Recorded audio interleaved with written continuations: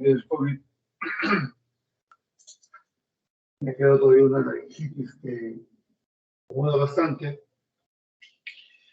Así que les voy a pedir que si al final de esta clase estoy muy incómodo con la garganta, de repente la clase de las 9, hay que pasarla por todavía. No sé cómo quedaré después de esto. Bueno, ¿se ve bien en la pantalla? Sí, se ve, doctor. ¿Se ve bien? Sí, doctor, sí se ve en la PPT. Ah, bueno, se ve y se escucha, muy bien. Entonces, vamos a comenzar hoy día con un tema interesante que queda siempre pendiente en el ciclo de semiología, donde muchos de los alumnos intentan aprender electrocardiografía, pero es ahora en este semestre cuando se hace. En la imagen pueden ver ustedes al doctor Einthoven, el inventor del electrocardiograma tal y como lo conocemos actualmente.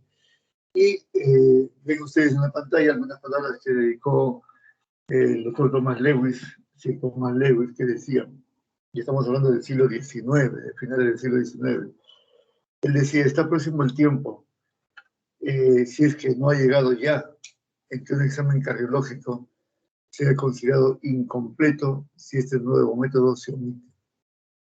Es decir, ya en el siglo XIX, Thomas Lewis, un ícono de la cardiología, un ícono de la historia de la cardiología, él ya decía que el cardiólogo no podía hacer una evaluación completa si no estaba realizado el electrocardiograma.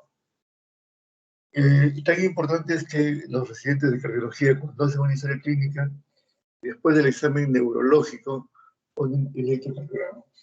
Es un comentario del electrocardiograma del paciente.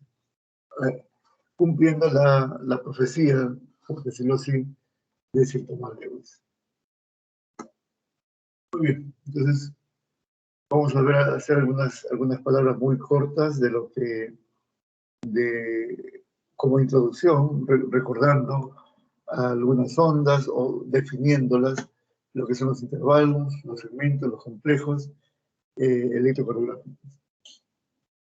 Vamos a comenzar entonces describiendo el esquema básico de lo que es un electrocardiograma. Como ustedes acá.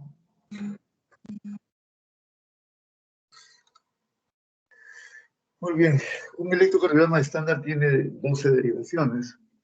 Cada derivación es un ángulo diferente con el que se mira el corazón, pero el esquema básico es el que tenemos acá. En toda derivación existe siempre una onda P, un segmento PR, un complejo QRS, un segmento ST, una onda T y al final la onda U. Entonces, es propósito de esta clase recordar primero todo lo que sabemos por fisiología. Recordemos que el corazón tiene impulsos eléctricos que nacen y se conducen a través de lo que llamamos el sistema de conducción, que inicia acá como el nodo sinusal, luego el nodo AB, acá están los haces internodales entre los dos nodos, continúa con el haz de His, que a nivel del septum interventricular se divide en una rama derecha, que corre por el subendocardio del ventrículo derecho, y una rama izquierda, que corre por el subendocardio del ventrículo izquierdo. La rama izquierda, a diferencia de la derecha, se divide muy rápidamente en dos fascículos, un fascículo anterior y un fascículo posterior. Eso es importante cuando hablemos de los procesos de conducción, como bloqueo de rama derecha, o bloqueo de rama izquierda, o el bloqueo anterior izquierdo, o el bloqueo posterior izquierdo. El cuadro a la derecha sirve para ver lo que llamamos el potencial de acción. Lo que ustedes estudiaron en fisiología es prácticamente este potencial de acción que corresponde al del músculo ventricular. Y si ustedes ven con el músculo auricular, es muy parecido. Aquí nos enseñaron que existía una fase 0, una fase 1, una fase 2, una fase 3 y una fase 4. Nos enseñaron que la principal diferencia, hay dos diferencias importantes entre el potencial de acción del músculo ventricular común y corriente, es decir, el músculo plebeyo, con el músculo de la realeza, que vendría a ser la célula del sistema de conducción. Miren ustedes la morfología de cómo es el potencial de acción del nodo sinusal o del nodo auriculoventricular, es completamente diferente.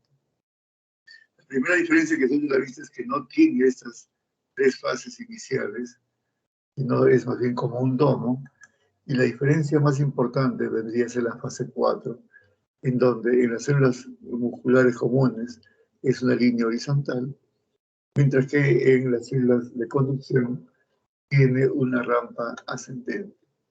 Esta rampa ascendente es lo que permite la autodespolarización. Es decir, las células del músculo auricular o las células del músculo ventricular esperan a ser excitadas por el impulso del sistema de conducción. En cambio, la célula del sistema de conducción tiene la posibilidad de autoexcitabilidad. Y esto se debe, como aprendieron ustedes en fisiología, a la rampa ascendente en la fase 4 del sistema de conducción. Aquí están todos los hombres que contribuyeron al desarrollo de todos esos conceptos que estamos recibiendo el día de hoy. El nodo sinusal, llamado también de Katie Flack, por los doctores Katie Flack. El nodo aurículo ventricular, llamado también de Ashcroft Tawar. Ellos dos describieron más o menos simultáneamente este nodo. El haz de His, por el doctor His. Y finalmente, las fibras de Purkinje, por el doctor Purkinje. Más recientemente, Mauricio Rosenbaum, que es argentino, nos habló de los hemibloqueos, tanto anterior como posterior, de la importancia de los mismos.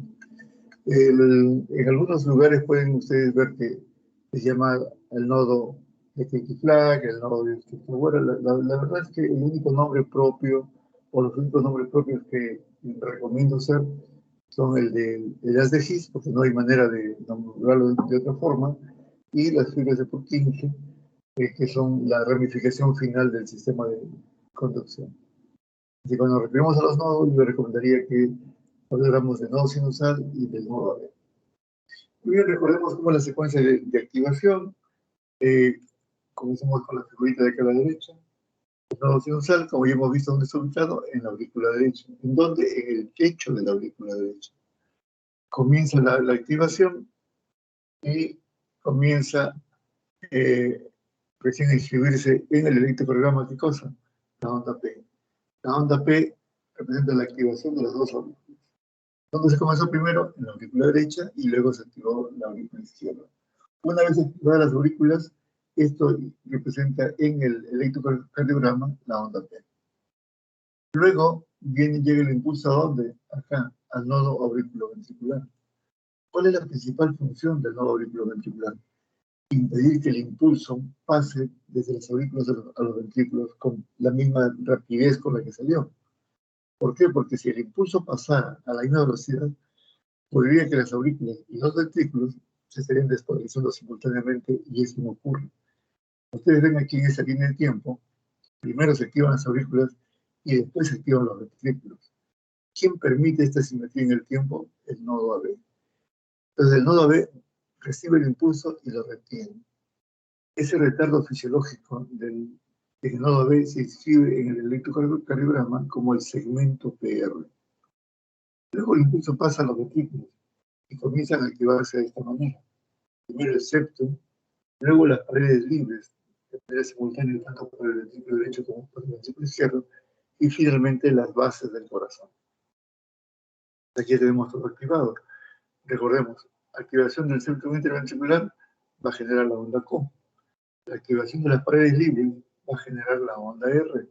Y la activación de las bases va a generar la onda S. Es por eso que a este complejo llamado QRS representa la activación de los ventrículos, en ese orden: septum, paredes libres y bases. Una vez que acaba el proceso de despolarización o de excitación ventricular, comienza la llamada repolarización, que es la fase opuesta. Esa repolarización ventricular está representada en el electrocardiograma como el segmento PR y la onda T. Vamos a repetir muy rápidamente, porque si entendemos esto, Ya tenemos buena parte de la clase ganada. Despolarización del nodo sinusal es la que inicia la actividad eléctrica. La despolarización de las aurículas se escribe en el electrocardiograma como la onda P. Luego viene el silencio fisiológico, el retardo fisiológico del nodo AB, que se llama segmento PR. La activación de los ventrículos, que es el complejo QRS. Y la fase de repolarización, que está representada por el segmento T y la onda T. Muy bien, aquí un poquito más grande, vamos a volver a resumir. La onda P representa la despolarización auricular. El segmento PR representa el retardo fisiológico a nivel del nodo auriculoventricular. El complejo QRS representa la despolarización ventricular y el segmento ST y la onda T representan lo que llamamos la repolarización ventricular. Doctor. ¿Sí? Doctor, disculpe. Su máquina ahorita, desde que inició, está apagándose, prendiéndose, apagándose. No sabría cómo solucionar eso porque ¿Te se refieres al pierde. audio? No, a su misma pantalla. Ah, bueno, Justamente se vuelve oscura y de nuevo vuelve la imagen y se sigue volviendo oscura. bueno, seguirá así, pues digo, porque es lo que hay, no puedo corregir eso. Yo pensé que era por el audio. ¿Y desaparece por completo o sea, no llega a haber ninguna diapositiva? No, doctor, solo parpadea. ¿Se acuerda que en práctica dijimos? Sí, Pero seguramente eso solito. va a ocurrir. Y vamos a dejarlo ahí. Porque usted tiene que señalar y eso, porque si no yo proyectaría, pero el problema es que cuando usted explica señala y todo eso. Lo que medimos en cardiología no es por separado, ahora vamos a ver cómo se mide. Medimos el intervalo PR, que es la suma de la onda P más el segmento PR, y medimos el intervalo QT, que viene desde el inicio del complejo QRS hasta el final de la onda T. Pero esto para recordar que el segmento PR es esto. El intervalo PR es la suma de la onda P más el segmento PR. En cuanto al intervalo QT, vamos a ver que es el ancho del QRS más el segmento ST más la onda T. Entonces, un intervalo es la suma de una onda más un segmento o de más de un segmento. Comenzamos entonces haciendo una descripción de la onda P.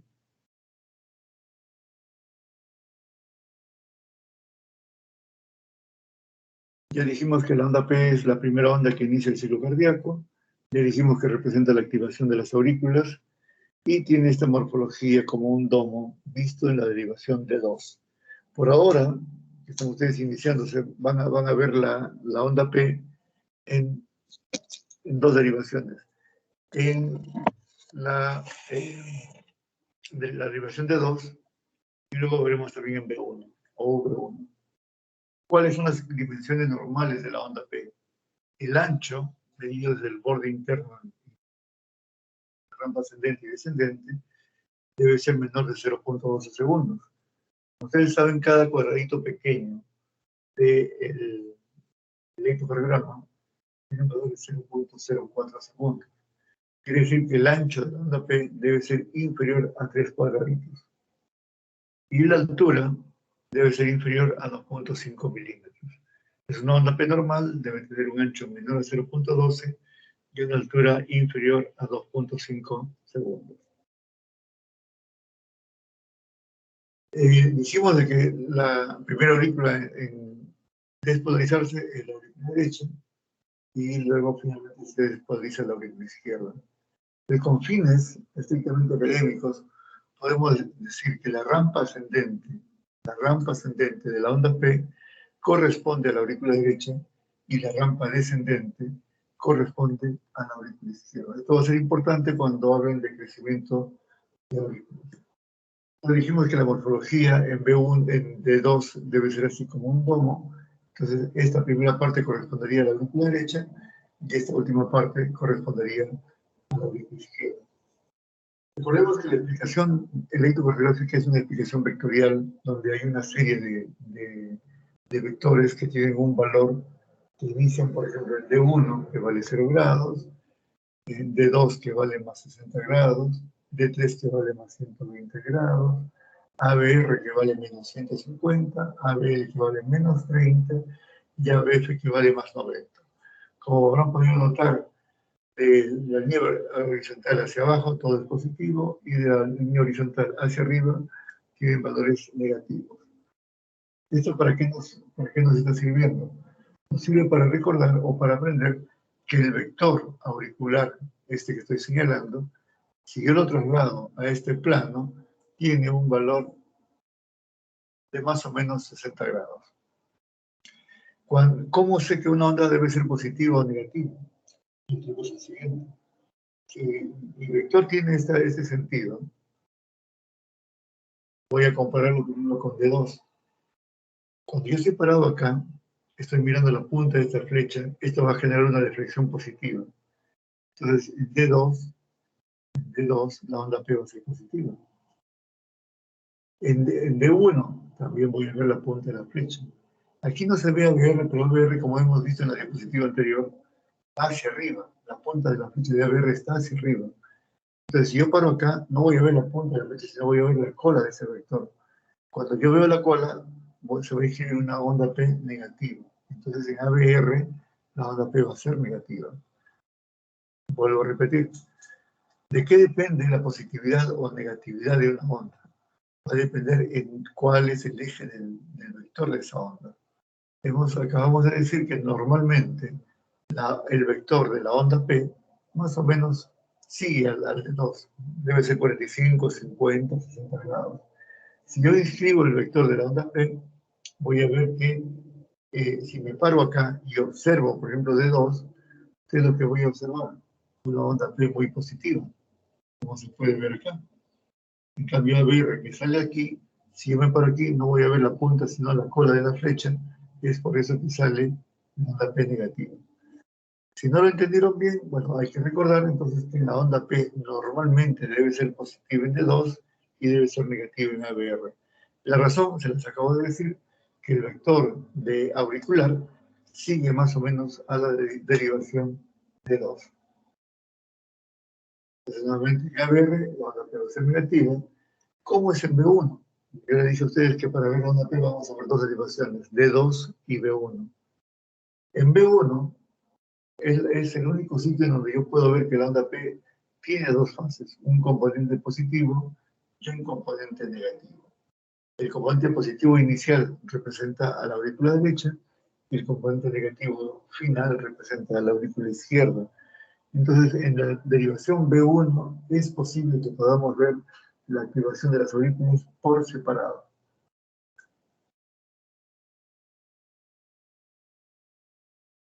Si la aurícula se despolariza, también debe repolarizarse. Sí, eso es verdad. Hay una onda de repolarización que justo coincide en esta zona, cuando el QRS se está desarrollando. Es por eso que no se ve. Les digo esto porque si hemos hablado de que el ventrículo se despolariza y luego se repolariza, la aurícula también tendría que hacer lo mismo, como que efectivamente lo hace.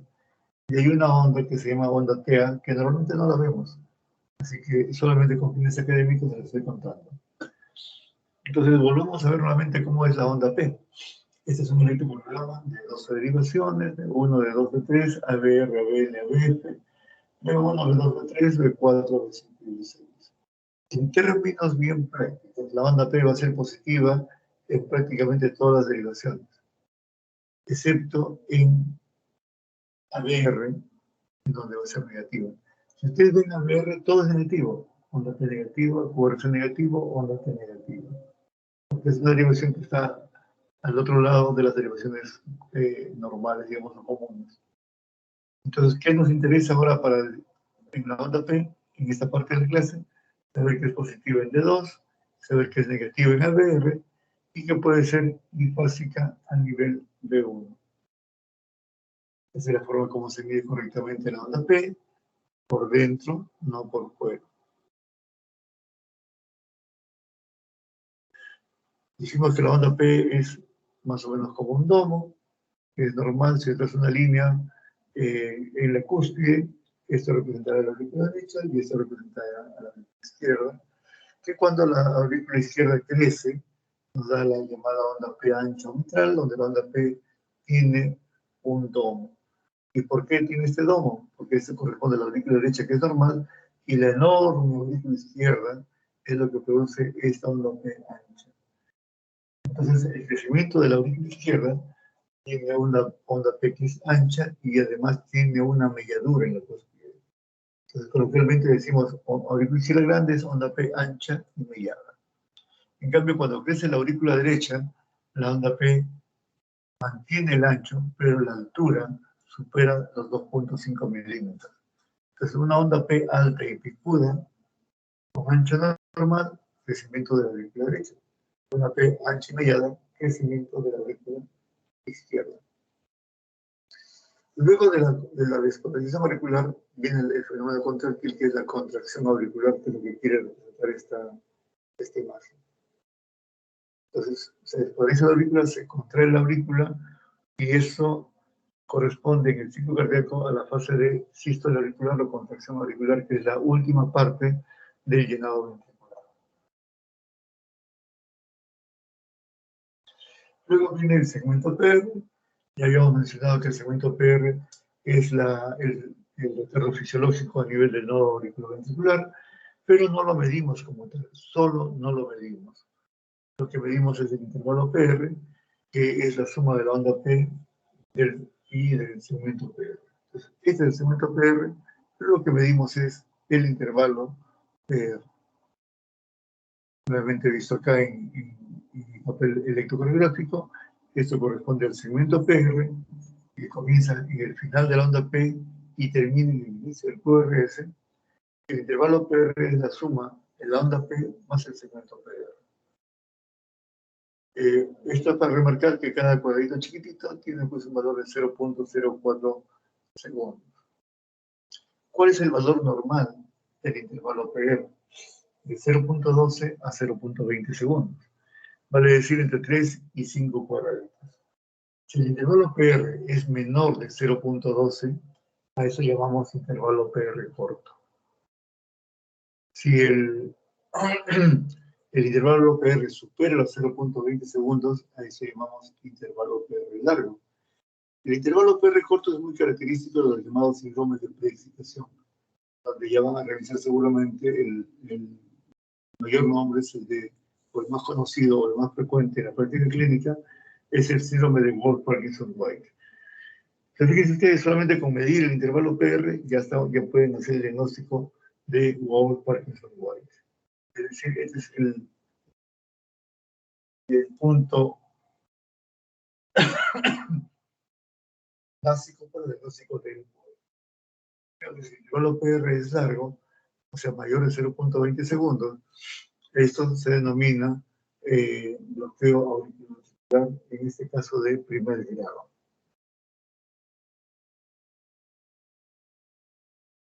Bien, vamos a pasar esto. Ya vimos cómo ocurre un retardo fisiológico a nivel del nodo auriculoventricular, que es lo que explica pues el segmento PR. Luego el impulso vuelve a pasar y despolariza los ventrículos, inscribiendo el llamado complejo QRS.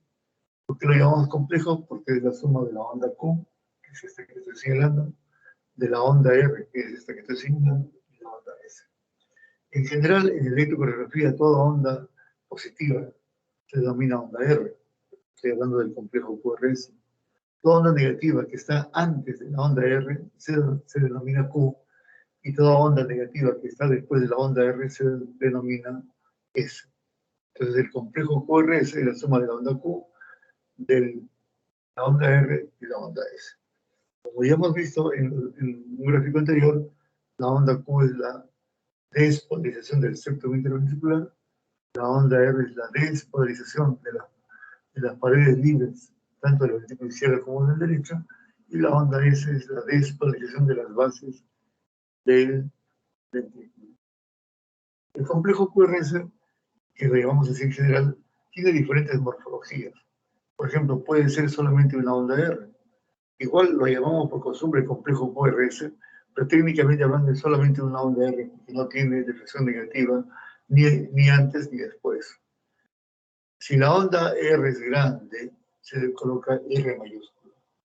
Si existe una pequeña onda Q antes de la onda R, se va a llamar QR, que es ustedes que hemos puesto una Q minúscula. Si, como en este caso, solamente hay una deflexión negativa después de la onda R, técnicamente sería RS. Si, como en este caso, tiene QRS, pero la Q es pequeñita y la S es grande, entonces lo escribimos como una Q minúscula, R mayúscula y S mayúscula. Cuando yo veo que alguien pone estas siglas, me está diciendo que la onda Q es pequeñita y la onda S es muy importante. En algunos bloqueos van a ver ustedes esta imagen, una primera onda R y una segunda onda R. Entonces, tenemos una R inicial, que le ponemos nombre de R, y la R final le ponemos R'. Y al medio tiene una onda S, que en este caso es importante, entonces es R mayúscula, S mayúscula, R minúscula, con su rayita ahí, RS, R'. Eso es la nomenclatura en general. Pero veremos que coloquialmente llamamos igual al complejo QRS. Eso es para recordar lo que hemos visto. Se activa primero el septum, luego se activan las paredes libres y se activan las bases. Vector 1, vector 2 y vector 3.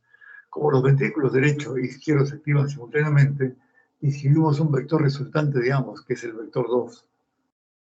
Esto explica la morfología, y ahora lo vamos a ver, de las siguientes 6 derivaciones. Hasta ahora hemos hablado de las primeras 6, de 1, de 2, de 3, en ese gráfico en donde están los vectores por grados.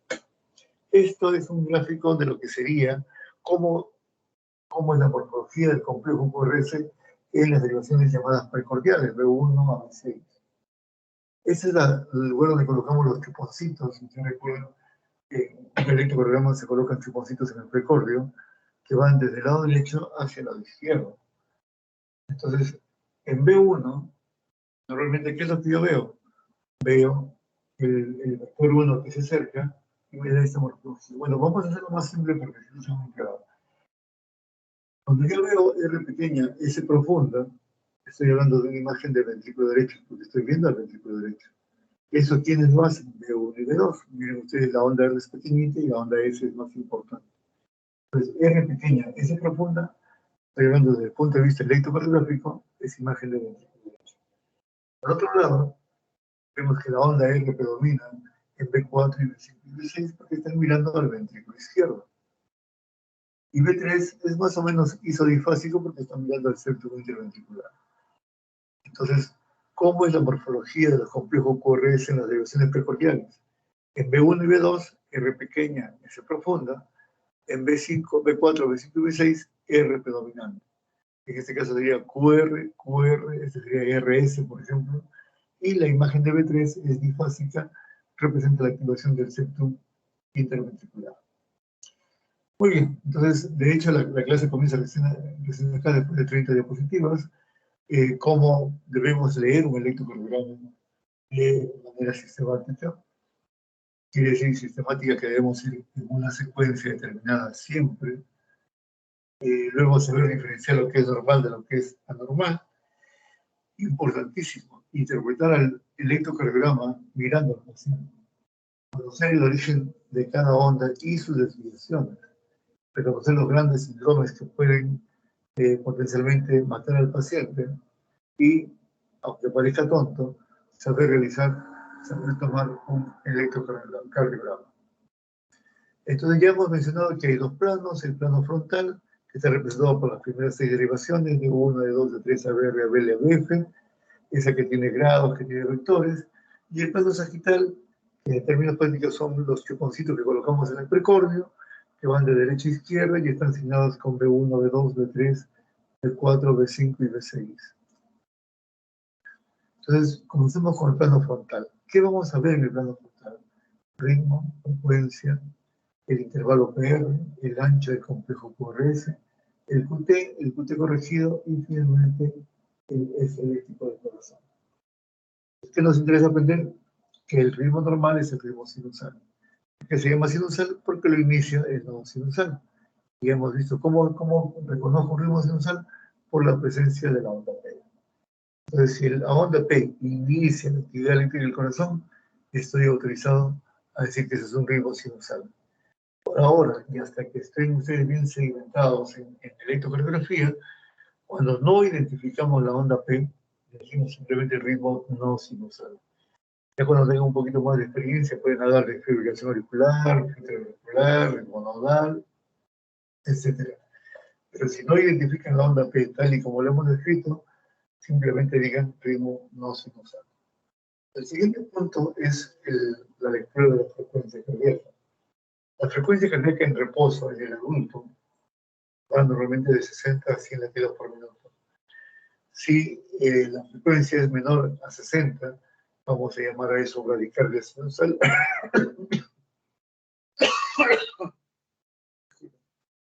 Si la frecuencia supera los 100 latidos por minuto, eso es taquicardia sinusal. Ahora vamos a ver cómo se consigue la frecuencia. Luego dijimos que debíamos medir el intervalo PR, pues que lo normal va de 0.1 segundos.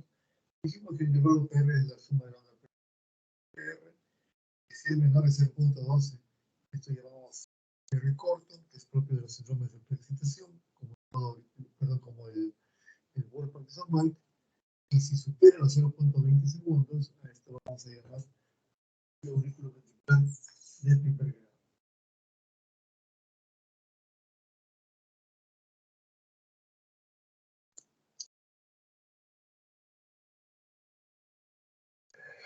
El ancho del complejo QRS es todo esto, desde que comienza la onda Q o el complejo QRS hasta que finaliza la onda S. El ancho normal es inferior a 0.12 segundos, es decir, menos de 3 cuadraditos pequeñitos. Y si supera los 0.12 segundos, esto se llama bloqueo de rama. Ustedes recuerdan que en la gráfica hay dos ramas, la rama derecha y la rama izquierda. Entonces habrá pues un bloqueo de rama derecha y un bloqueo de rama izquierda. ¿Cómo los voy a reconocer? Por eso voy a ver dos derivaciones, B1 y voy a ver B6. En el bloqueo de la rama derecha, la morfología del QRS es de RSR'. Ven que ustedes la R' es más grande y mucho más ancha. Entonces vuelvo a repetir. Primero veo cuánto tiene de ancho el QRS. Si supera los 0.12 segundos, estoy hablando de un bloqueo de rama.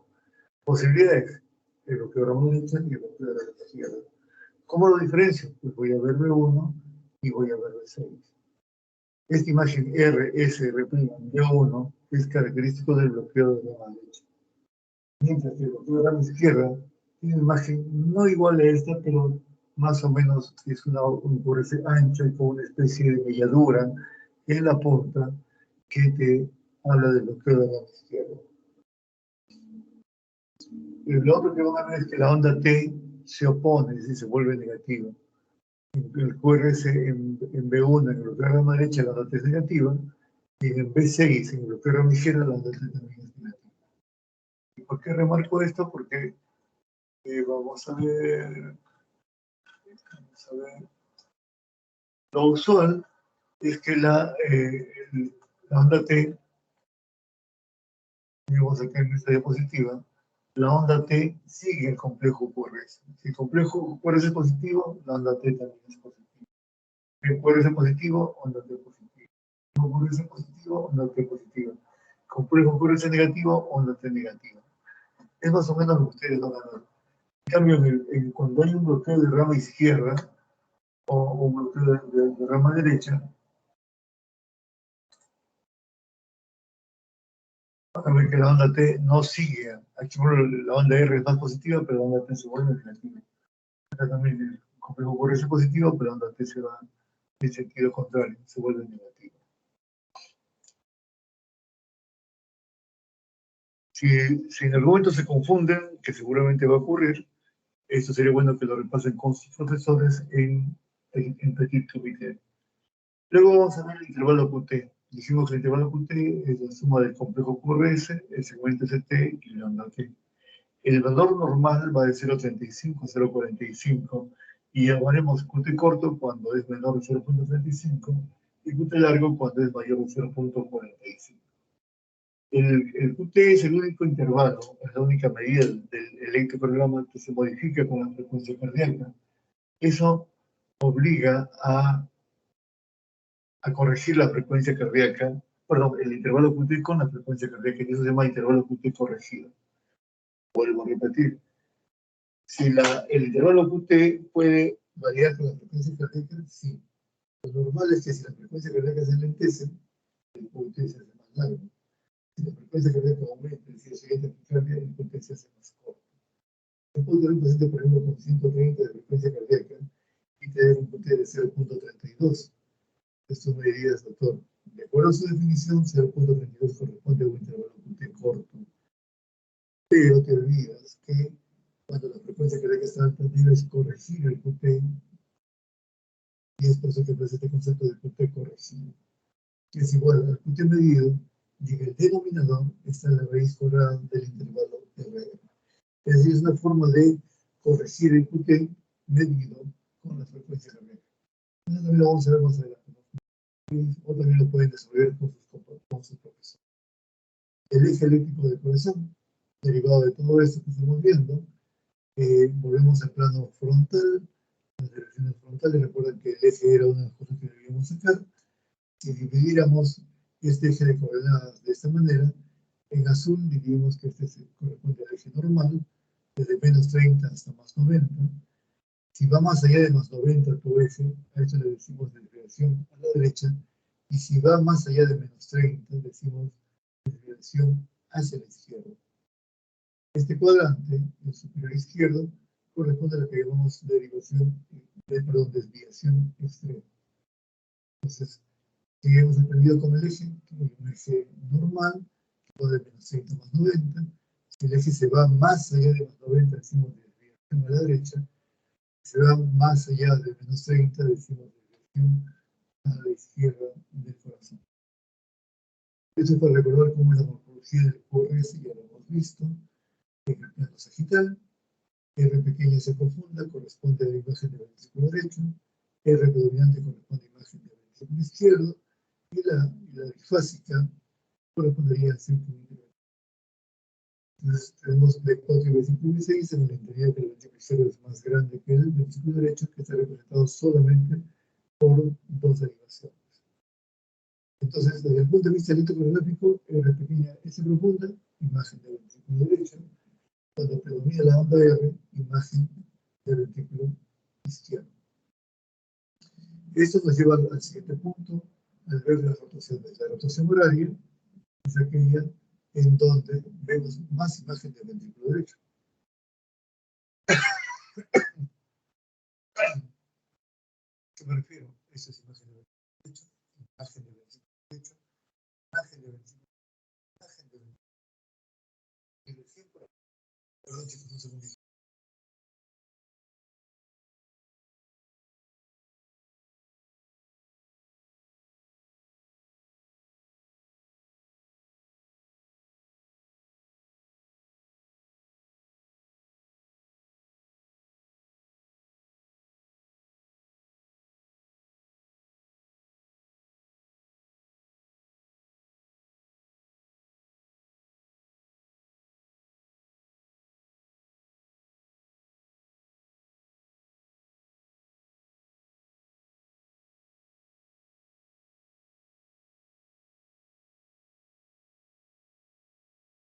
Doctor, disculpe, no se me escucha.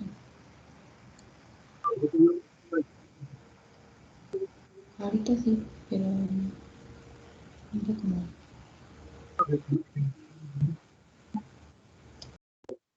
Cafecito para refrescar el gañote. Sí,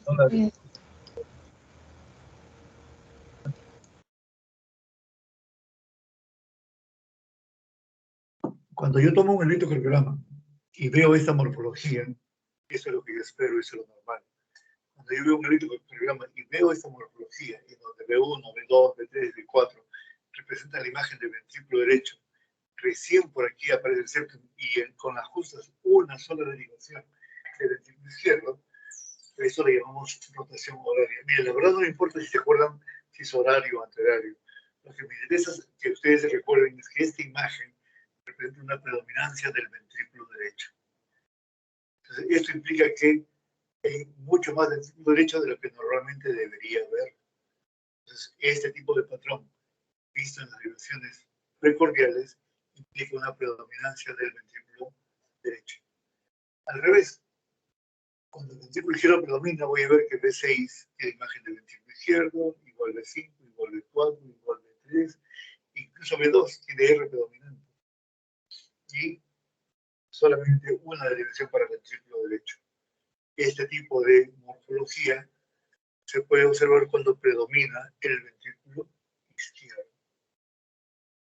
Muy bien, es importante, punto número 3, es sumamente importante. En esta época de mucha tecnología, no es raro que algunas clínicas o algunos centros, incluso de medicina ocupacional, envían a los cardiólogos imágenes de electrocardiograma de pacientes de rutina o incluso a veces en la llamada telemedicina, hay programas que envían a algunos cardiólogos el electrocardiograma para su interpretación sin ver al paciente. ¿Por qué es importante? Cumpliendo lo que había dicho Sir Thomas Lewis, que el diagnóstico cardiológico va a depender mucho de quién, de hacer una buena historia clínica, de hacer un buen examen clínico, y miren ustedes cómo está el electrocardiograma. Es la secuencia lógica luego de esto. Entonces, interpretar el electrocardiograma de manera aislada nos hace perder muchos detalles. Con el tiempo hemos completado con el ecocardiograma, antiguamente era con la radiografía y todo. Por eso le decía a la delegada de nuestro grupo que sería interesante hacer una clase de radiología cardiovascular en cuanto a la salud me lo permita. Y finalmente el laboratorio ha adquirido mucha importancia en estos últimos. Entonces, un electrocardiograma debe ser interpretado luego de todo esto. Esto enriquece mucho el diagnóstico. Voy a poner un simple ejemplo. Perdón, les pido 10 segunditos. Sí, doctor.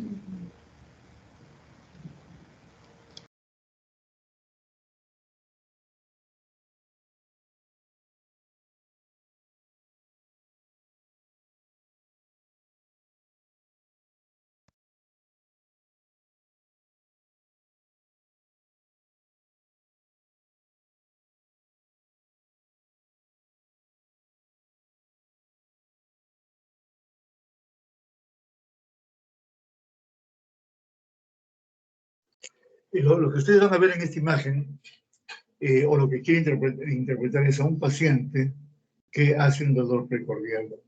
Es lo que llamamos angina de pecho.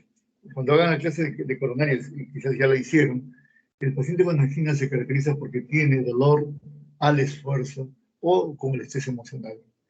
Los cambios electrocardiográficos ocurren exactamente en el momento que está sintiendo el dolor del paciente. Una vez que el dolor desaparece, el electrocardiograma se normaliza por completo. Entonces, si yo le tomo un electrocardiograma a un paciente con una angina de pecho y el electrocardiograma lo veo normal, eso no descarta de ninguna manera que tenga una patología cardíaca. ¿Alguna vez he escuchado decirle a algún médico, por supuesto no cardiólogo, decirle al paciente, mira, tu electrocardiograma es normal, tu corazón está bien, no tienes nada? Y eso es un sacrilegio, porque lo que está haciendo es olvidarse de esta mano. Porque si yo le escucho al paciente en mi historia clínica que es diabético, que es hipertenso, que es fumador, y en el examen clínico encuentro un cuarto ruido cardíaco, indudablemente ese paciente es coronario, así no veo yo el electrocardiograma. Y si lo encuentro normal, pues tendré que preguntar en qué momento lo tomaron. ¿Es el electrocardiograma con dolor o sin dolor? Y esto es importantísimo, sobre todo lo sabemos en los hospitales, cuando el paciente ingresa con un cuadro de angina y tenemos un electrocardiograma normal.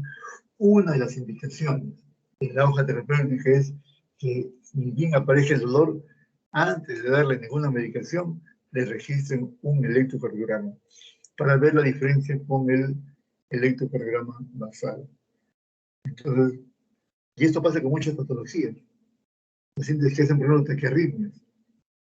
Sienten la arritmia, sienten la palpitación, mientras se alistan, mientras sacan el carro, mientras llegan a la emergencia, mientras sacan el sitio de consulta en la emergencia, mientras lo atienden. Muchas veces en ese interín de tiempo desapareció la taquiarritmia, toman el electrocardiograma y es aparentemente normal. Entonces, no le puedes decir al paciente que el electrocardiograma es normal. Sí veo que la pantalla parpadea bastante. ¿Alguien sabe por qué motivo es? ¿O cómo se soluciona? La verdad no sé, doctor. Doctor, disculpe, ¿es laptop o computadora? No, ahorita la computadora la estoy utilizando para pasar las imágenes, pero les estoy hablando del teléfono. Ah, ya. No, sí, doctor, entonces es la computadora. A veces los cables de la pantalla están mal colocados y tiende a parpadear. Pero lo que parpadea, o sea, aunque tú no creas, mi computadora está como agüita de estanque, no parpadea. Lo que yo veo parpadear es mi teléfono. Pero yo tengo las dos pantallas frente a mí y la pantalla no se mueve para nada. No parpadea. El que parpadea es el teléfono. Bueno, vamos a avanzar, chicos, si no, me da otro ataque de tos, no voy a poder hacerla. Conocer el origen de las ondas, esto ya lo habíamos revisado. El nodo sinusal, los haces internodales, el nodo AB, las de Gil, la rama derecha y izquierda, las fibras de Purkinje. Hemos visto cómo es la secuencia de activación. Se activan las aurículas, onda P, el retardo fisiológico del nodo AB, segmento PR, la activación de los ventrículos, el complejo QRS, y la última parte de la recodirección, que es el segmento ST y la onda T. Eso debe quedar bien clarito en la memoria de ustedes. Los síndromes más importantes, los que no debemos olvidar cuando estén ustedes en emergencia, se nos pueden pasar tonteritas y lo que no nos pueden pasar son cosas o síndromes que vayan a comprometer la vida del paciente. Por eso que decimos que son potencialmente, en realidad vitales deberían ser mortales, ¿no? Porque vital viene de vida, potencialmente mortales. De la cabeza, un electrocardiograma. Cuando hablen, si es que no han tenido el caso de infarto, van a ver que hay la división de los infartos, es una división estrictamente electrocardiográfica basada en la ubicación del segmento ST. Si el segmento ST está hacia arriba, a eso llamamos superdesnivel del segmento ST o elevación del segmento ST, y si el ST se ha ido hacia abajo, se ha deprimido el ST, no es porque está así, sino porque está por debajo de la línea basal, a eso llamamos ST no elevado. Entonces, el infarto de miocardio se divide en dos brazos, por elevación del segmento ST y por depresión del segmento ST. Porque ST elevado, infarto ST no elevado. La localización del infarto va a depender mucho de la arteria que se ha obstruido. Entonces podemos tener un infarto septal, un infarto anteroseptal, un infarto anterior localizado, lateral, etc. Depende de la arteria. Esto hace que los cambios en el electrocardiograma cambien dependiendo de la zona del infarto. Así, por ejemplo, el infarto anterior, que corresponde a la obstrucción de la arteria descendente anterior izquierda, va a producir cambios en las derivaciones B3, B4, a veces también en B2 y B5. Un infarto de la cara inferior, aquí en verde, tiene cambios electrocardiográficos en D2, D3 y ABF. Un infarto de la cara lateral, aquí en fucsia, vamos a ver cambios electrocardiográficos en D1, ABL, D5 y D6, y así por el estilo. Entonces, cuando ustedes vean elevaciones o depresiones del segmento ST que corresponden a enfermedad coronaria, son localizadas a determinadas derivaciones que van a depender de la arteria que ha sido lesionada. Si ustedes ven cambios difusos, tengan por seguro que no es un infarto. Por ejemplo, ahora que estamos con esta onda del coronavirus que puede dar miocarditis, pueden haber supradesniveles o infradesniveles, pero difusos.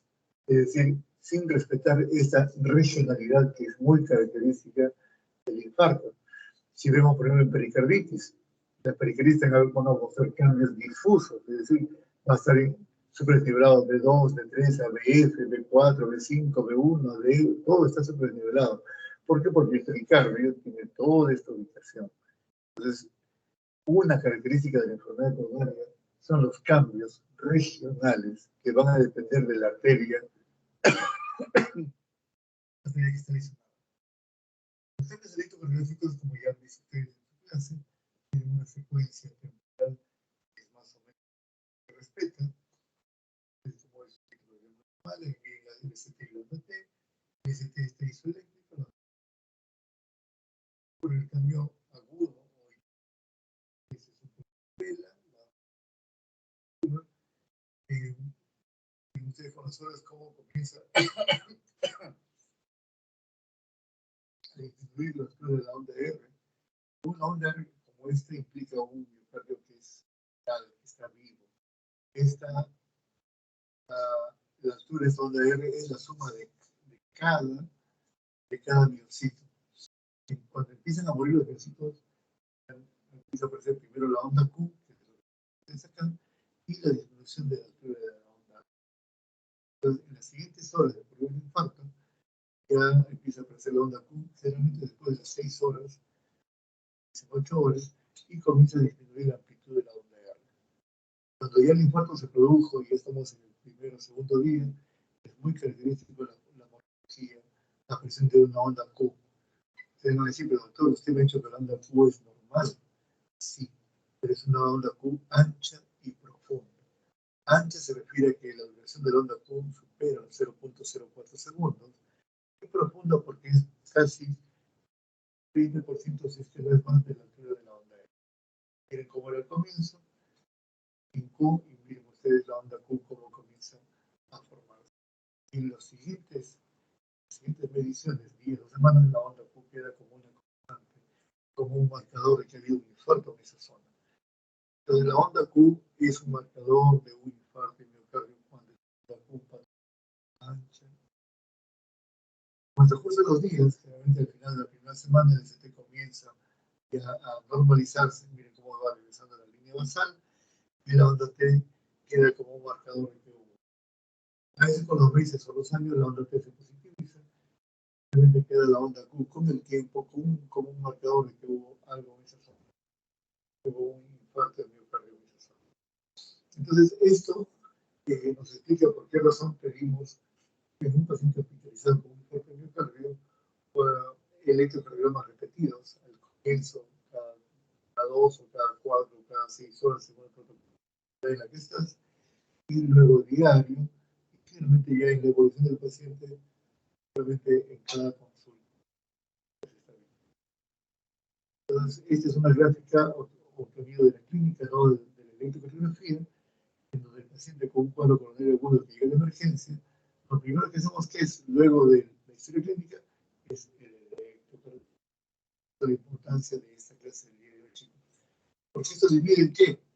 En elevación del segmento ST y en la no elevación del segmento ST. Ustedes dirán, pero ¿cuál es la importancia de esto?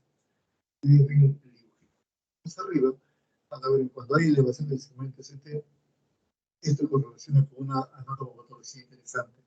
Obstrucción total de la luz del vaso por un trombo rojo. ¿Cuál es la característica del trombo rojo? Está conformado por glóbulos rojos. Y los glóbulos rojos son lisos, son como globos. ¿Cómo se juntan uno con otro? No tienen manera. Entonces debe haber una malla de fibrina que los envuelve como si fuera una red de pescar, y los glóbulos rojos son como los pescaditos que quedan dentro. Entonces, ¿los pescaditos se pueden pegar entre ellos? No. Pero cuando hay una malla que los aglutina, eso es lo que está cerrando todo. Esa malla de fibrina es lo que justifica el uso de los fibrinos líticos como tratamiento. Actualmente utilizamos el alteplase, que actúa como si fuera una tijerita que va cortando la malla de fibrina, libera los glóbulos rojos, vuelven a la circulación y el trombo desaparece. Se reperfunde la arteria y el miocardio se salva si esto ocurre entre las primeras 6 horas, idealmente entre las primeras 4 horas. En cambio, en este lado, vemos que la figura no es un trombo oclusivo, es un trombo pequeño, usualmente es un trombo plaquetario, y la luz del vaso no se obstruye por completo. completo. Aquí simplemente ocurre un vasoespasmo mediado por una serie de sustancias liberadas por las plaquetas, y entre el vasoespasmo y el trombo plaquetario ocurre el dolor del vaso y también provoca el infarto.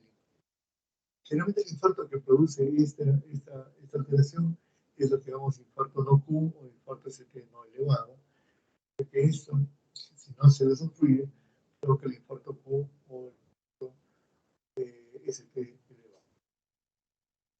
La segunda cosa que no deberían ustedes olvidar es la presencia de la embolia pulmonar. La embolia pulmonar o tromboembolia pulmonar, o algunos dicen trombocitos de pulmón, la embolia pulmonar, es un cuadro que puede matar al paciente con mucha facilidad. ¿Por qué se caracteriza? ¿Qué cosa debemos buscar en un electrocardiograma? La presencia de taquicardia sinusal, ya sabemos qué es, una frecuencia cardíaca superior a 100 latidos. Las arritmias, sobre todo la presencia de fibrilación auricular. Ustedes ven un paciente que llega con fibrilación auricular por primera vez, una cosa que deben ver siempre es el eje desviado a la derecha. Ya vimos qué es eso, más allá del 90 grados. Pero ¿qué va a la derecha? Ya vimos eso, complejo QRS ancho con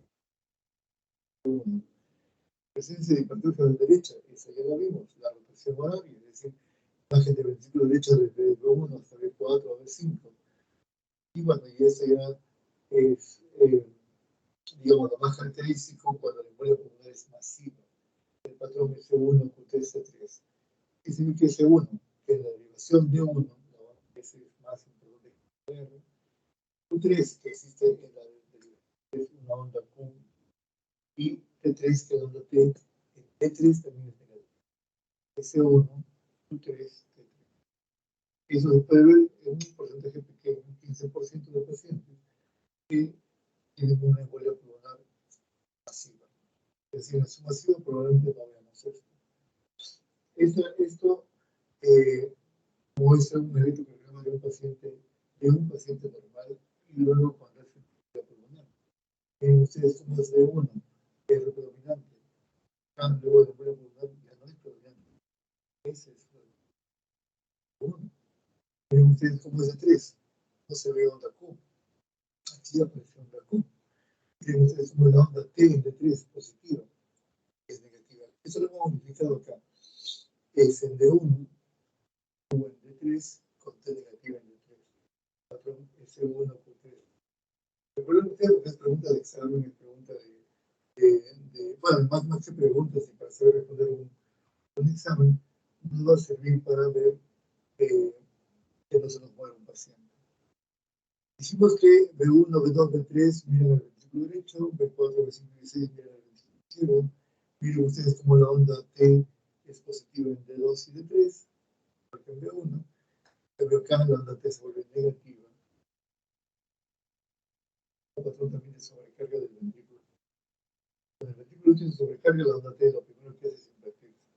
Y eso a veces confunde con un cuadro de miocardio. El paciente viene con dolor y con disnea, a veces el cuadro no es fácil de diferenciar.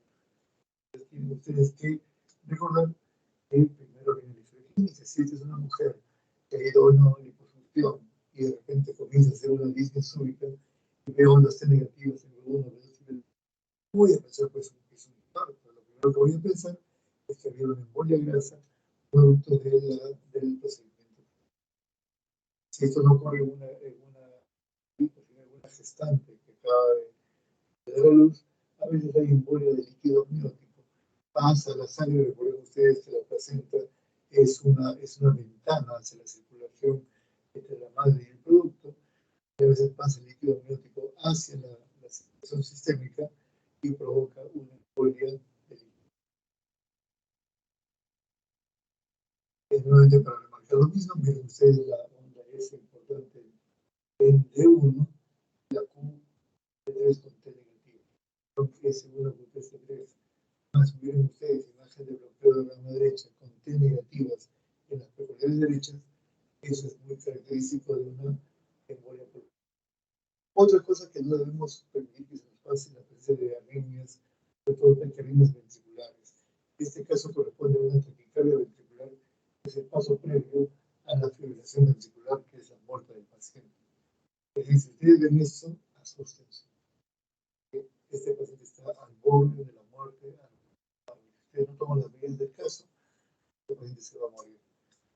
Puede ser por cardiopatía primaria, sí, de repente es un paciente coronario, de repente no es por una cardiopatía, sino corresponde a un paciente que tiene una hipocalemia o un trastorno del equilibrio básico, que de repente está en medio de una cetoacidosis diabética, tiene que corregir el cuadro de forma. Esto, una taquicardia ventricular, ¿se nos puede pasar? No, señor, no sé. Esta es una taquicardia ventricular muy especial que se llama torsada de punto. Bueno, los cardiólogos antiguos tenían mucha imaginación y decían que como si tuviéramos una cinta y la estuviéramos dando vueltas en su eje longitudinal, se vería así. Entonces, eso es en la imaginación de ellos, es esto. Nosotros le llaman torsada de punto. Es una de las taquicardias ventriculares más severas. De esto a la muerte estamos a pocos segundos. Entonces, tienen que ponerse muy mojas ustedes. Un electrocardiograma tiene, vamos, ya estamos en la parte final, las dos derivaciones, se escribe sobre un papel milimetrado, corre a una velocidad estándar de 25 milímetros por segundo y tiene una altura de 10 milímetros que se grafican estas líneas y estos cuadraditos iniciales que dicen es que de aquí hasta aquí son 10 milímetros. Y yo quiero, a los papeles son muy chiquitos, si quiero agrandarlos, pues voy a pasar a esto más grande, o al revés, lo puedo achicar. Pero esto va al inicio de toda secuencia electrocardiográfica y no se olvide que si el estándar es el normal, que es este, lo estoy amplificando o lo estoy disminuyendo. Finalmente tenemos el síndrome de Brugada. El síndrome de Brugada corresponde a lo que llamamos actualmente las canalopatías, es decir, hay enfermedades de los canales rápidos o los canales lentos que son potencialmente mortales. El síndrome de Brugada se caracteriza por tener una imagen muy parecida a un bloqueo de rama derecha, miren donde estamos en el 1, y tiene un desnivel positivo del segmento ST. En las periferias derechas, en B1, en B2 y en B3. En realidad no es propósito de esta clase diferenciar los tipos de síndrome de Brugada, pero si ustedes ven un bloqueo de rama derecha con un ST súper desnivelado, obviamente va a tener que ser un diferencial con enfermedad coronaria, porque hemos hablado de infarto ST elevado. Pero una posibilidad muy importante es el síndrome de Brugada. Causa de muerte súbita en gente joven. Un par de historias que se les voy a contar porque creo que la idea es que el profesor aporte su experiencia. Hace 3 o 4 años, unos jóvenes como ustedes, universitarios, se reúnen sábado en la noche, salen a comer, le dicen a la mamá vamos a comer unas pizzas, regresan a la casa, la mamá es médico y de repente estando en la casa uno de ellos desfallece, cae al suelo, la mamá reconoce que está en un paro, llaman a la ambulancia y ella se encarga de hacer el RCP mientras llega la ambulancia. La doctora trabaja con nosotros en el hospital, así que llegó y lo descargamos rápidamente al paciente, salió y el trazo que se ve ni bien sale del paro es el del síndrome de Brugada. El síndrome de Brugada se caracteriza por tener cordones estructuralmente normales. Tú ves el electrocardiograma fuera de esto, normal, y haces un ecocardiograma, es normal. Muchos de ellos son jóvenes deportistas que nunca tuvieron nada hasta el día en que en Brugada se le ocurre despertar y subir. A veces cuadros infecciosos, a veces pequeñas deshidrataciones, a veces algunos medicamentos pueden ser el gatillo disparador de ocurrir la muerte del paciente. En esta historia, el chico quedó en coma durante 3 meses. Simplemente, gracias a los cuidados, se despertó, se levantó, volvió a la universidad. En el segundo caso que les puedo contar, hace menos de 3 meses, igual un día domingo, sale a jugar pelota aquí a la playa, igual colapsa estando jugando pelota, tuvo tanta suerte que la ambulancia llegó en un ratito, lo llevó al hospital, y ese chico sí no había ido muy bien de evolución. Salió del paro con la primera desfibrilación y lo primero que yo veo es el síndrome de Brugada universal. Se confirmó el diagnóstico, se recuperó el corazón, pero lamentablemente la parte neurológica quedó muy mal. Pero es importante la clase que vamos a hacer de RCP, ahora vamos a ver eso. Miren ustedes cómo es el síndrome de Brugada en B1 y B2, cómo está levantado el segmento ST, el QRS es tremendamente ancho, miren la onda T es negativa. Aquí mostrando los diferentes tipos de síndrome de Brugada. Esto preocupa porque esto, por ejemplo, este tipo de dosis es el que yo veo con más frecuencia en los exámenes ocupacionales. Son gente por lo demás sana y tienen este trazo. Entonces los cardiólogos discutimos, bueno, ¿le dices o no le dices al paciente que tiene Brugada? ¿Lo mandas o no lo mandas al electrofisiólogo? Gente de 30 o 40 años de edad que nunca tuvo nada y en un examen de rutina le encuentran esto. ¿Cómo le dices a alguien, oye, tú te mueres en cualquier momento? Y si no se lo dices y pasa, le dices, no, está bien, pero no te preocupes, y se muere. La familia te puede enjuiciar y como se dijo que no tenía nada, y sin embargo se murió. Esto corresponde al síndrome de Wolff-Parkinson-White. Miren ustedes cómo la onda P prácticamente continúa con el complejo QRS, no hay segmento PR, confunde con otro tipo de patologías, pero esto corresponde a un Wolff-Parkinson-White. Es un síndrome que se caracteriza por tener una onda P normal y un PR prácticamente inexistente. Comienza acá el complejo QRS con esta pancita que le llamamos, perdón, que le llamamos onda delta.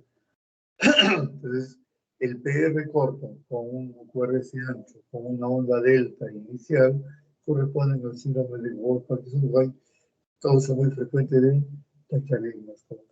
Bueno, en este caso, por una fibrilación auricular por Wolff, que es una de las cosas más complicadas que podemos ver, o taquicardias supraventriculares, también producidas por el Wolff-Parkinson-White.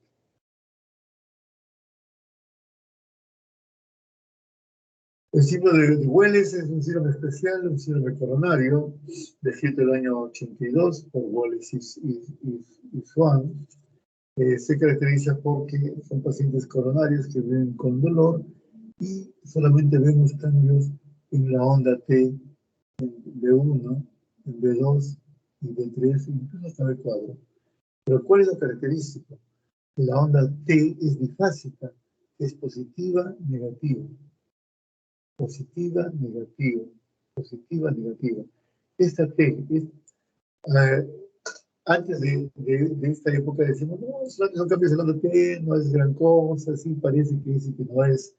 Lo que hemos visto que estas ondas T correlacionan con lesiones severas de la arteria descendente anterior izquierda, que es la onda más importante, perdón, la arteria más importante que tenemos en el cuerpo. Entonces, ¿qué es el síndrome de Welles? Son cambios en la onda T en medio de un paciente con enfermedad coronaria, no es en cualquier paciente, ¿no? Ubicado entre B1 y B3 o a veces entre B1 y B4, muchas veces es bifásica que correlaciona con severa lesión de la arteria descendente anterior. Quiere decir que esto nos obliga a ser mucho más agresivos con el paciente, a tomar medidas con el paciente para invadirlo, es decir, hacer un estudio de cateterismo lo más pronto posible. Nuevamente Welles, negativas que aparentemente son inocentes, pero que pueden correlacionar con lesión severa de la descendiente anterior izquierda, ¿no? Como estamos viendo acá. Una vez que se soluciona el cuadro, miren ustedes cómo se normaliza la onda T, síndrome de Welles. Un poco más de lo mismo.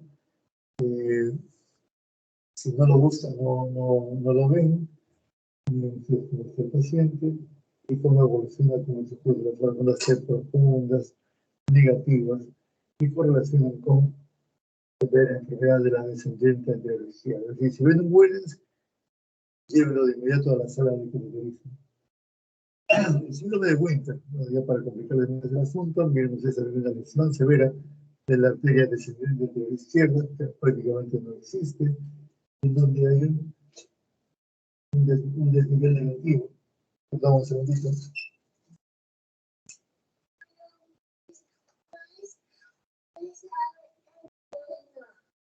is working out.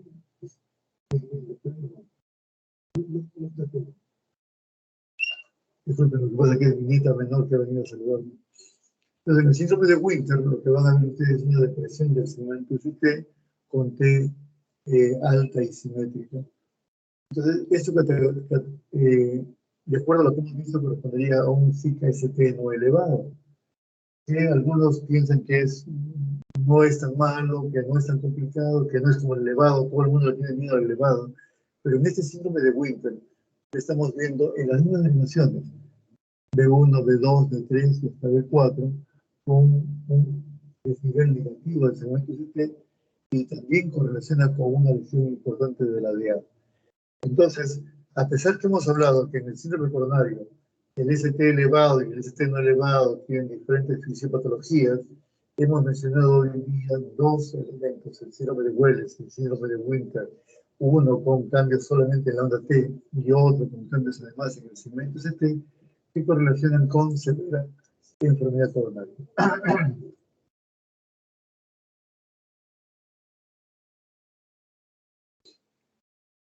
Es un poco más de lo mismo con respecto al síndrome de Welles, mostrando cómo la arteria coronaria derecha está bien, pero el problema está en la arteria descendente a través izquierda, que como le dije hace un momento, es la arteria más importante del organismo. Finalmente, aunque parezca tonto, es saber realizar un electrocardiograma. Bueno, en mi época, cuando yo era alumno, incluso cuando era interno, yo soy interno del Hospital Loaiza, existían dos equipos de electrocardiografía, uno de ellos en la emergencia y el otro en el consultorio de cardiología. El de la emergencia lo tenía el jefe de emergencia bajo 7 llaves y no podíamos verlo ni registrar nosotros mismos un electrocardiograma. Es bueno que se vayan familiarizando con los equipos, todos son muy parecidos, tienen los brazaletes que van para los brazos y las piernas, los chuponcitos que van para las pectorales, un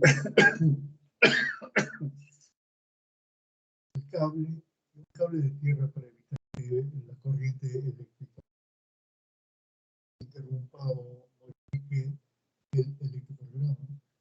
Es como se realiza de los miembros,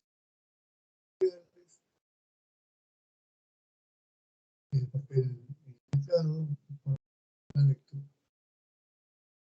Muy bien, chicos, hasta aquí llegamos, terminamos con la clase. Nos vemos a las 9. ¿Tiene alguna pregunta con respecto Doctor, sí, a las 9 vamos a hacer la siguiente teoría.